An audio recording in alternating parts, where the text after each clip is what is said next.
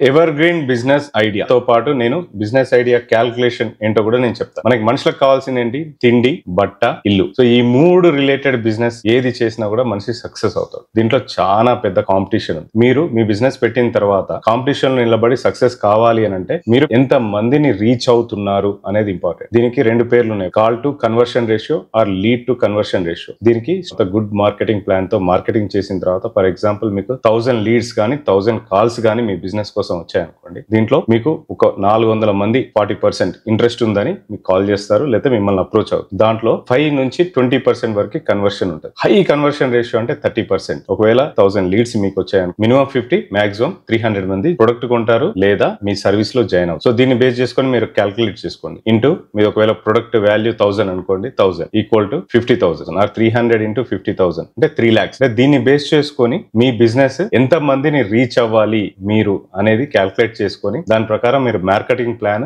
ఆ ఏరియాని సెలెక్ట్ చేస్తారు. సో మీరు షాప్ పెట్టేశారు, మార్కెటింగ్ ఏమీ చేయట్లేదు, కస్టమర్స్ ని రీచ్ అవ్వట్లేదు, సో మీ బిజినెస్ ఎప్పటికీ రన్ అవ్వదు. బిజినెస్ కి హార్డ్ మార్కెటింగ్. ఇప్పుడు నేను చెప్పిన ఈ ఫార్ములాని మీరు అప్లై చేసి మీరు ఎంత మందిని టార్గెట్ చేయాలా, మీ ప్రొడక్ట్ అమ్మాలా, మీ సర్వీస్ అమ్మాలి అంటే దాన్ని బేస్ చేసుకొని మీకు ఎంత సేల్ వస్తుంది, మీ ఎంత ఖర్చులు ఉంటాయి, టోటల్ గా మీకు ప్రాఫిట్ ఎంత మిగులుతుంది, మంత్లీ ఇయర్లీ క్యాల్కులేట్ చేసేసుకోండి. సో మీ క్యాల్కులేషన్ మ్యాచ్ అవ్వకపోతే మీ ప్రొడక్ట్ కానీ మీ సర్వీస్ కానీ మార్చేసుకోండి.